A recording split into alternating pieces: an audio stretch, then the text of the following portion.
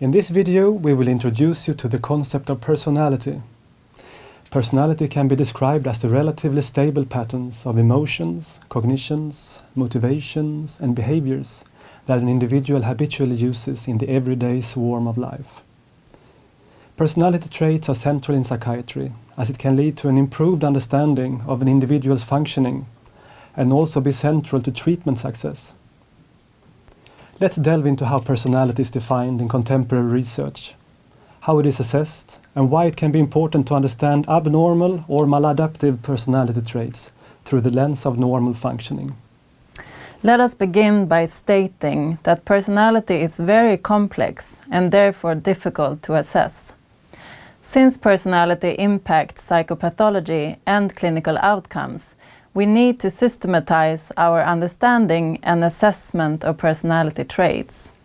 So the best we can do is to develop a framework to try and organize the complex architecture of human personality, kind of like a coordinate system.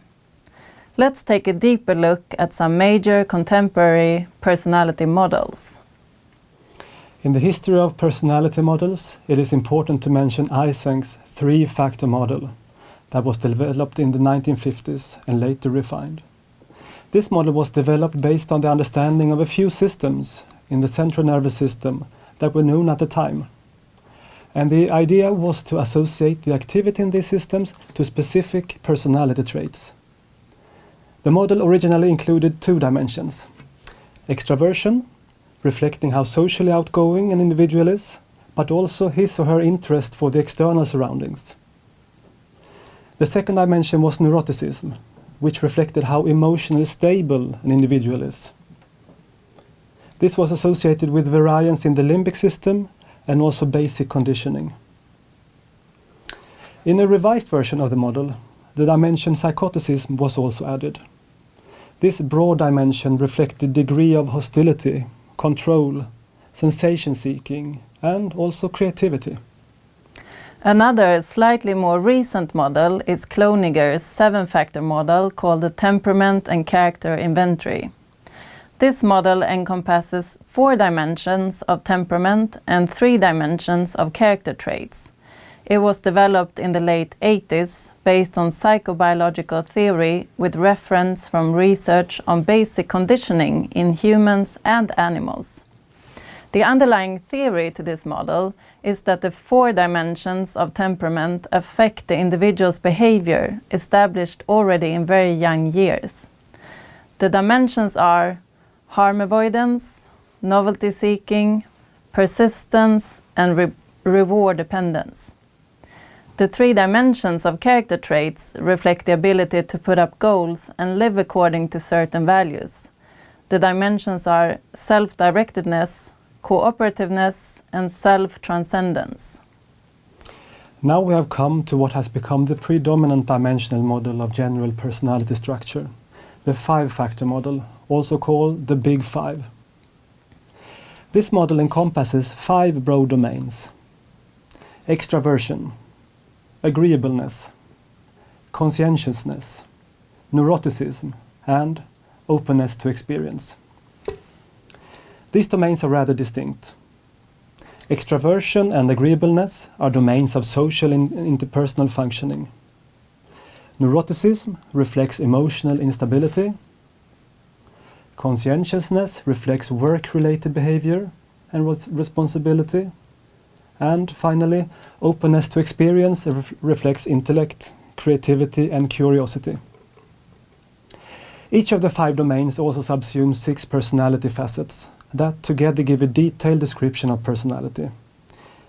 These traits are thought to capture important and stable aspects of an individual's behavior in, for instance, close relationships, at work, with friends, in interests and attitudes, and the general behavior of everyday life. Each personality trait encompasses both an adaptive and a maladaptive range.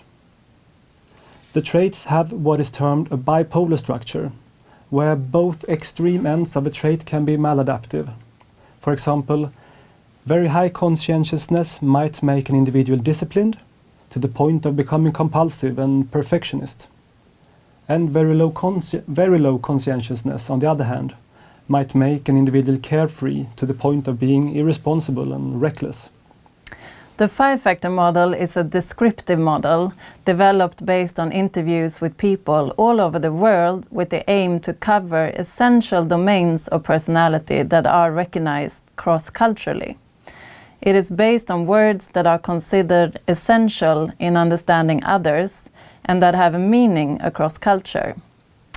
At the time when the Big Five model was developed, neuroscientific methodology was far less advanced than it is today. With current tools and methodology, it is possible to investigate neurobiological correlates of normal and abnormal functioning.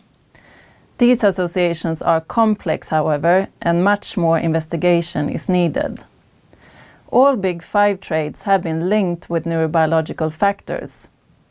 For instance, neuroticism, or anxiety, vulnerability, has repeatedly been associated with differences in total brain volume in individuals high on this trait compared to healthy controls. In addition to neurobiological correlates, there is also accumulated empirical support for the five-factor model in regards to cross-cultural validity, etiology, childhood expressions, temporal stability, and prognostic ability. In summary, the five-factor model has strong empirical support overall. It can be used for several clinical purposes, such as selecting treatment strategy and anticipate course of therapy, and it can be used in somatic care. It can also be used as a foundation for models in psychopathology, which we will now introduce you to. There is a rather broad consensus that maladaptive personality traits and functioning can be understood through the lens of normal functioning. One specific example of this is the novel hybrid model in the DSM-5 section 3 to assess personality pathology. We will come back to this model in the next video on personality disorders, but at this point we would like to introduce the model to assess pathological personality traits. As this image depicts, the model has 5 higher-order domains: detachment, antagonism, disinhibition, negative affectivity, and psychoticism. These domains subsume 25 lower-order facets. This personality model is conceptually associated with the five-factor model and other major personality models. It puts an emphasis on maladaptive variants of these traits. However, as we can see in boldface in the figure, in line with the bipolar structure of the five-factor model traits, the underlying idea is that traits at both ends of the spectrum can be associated with psychopathology.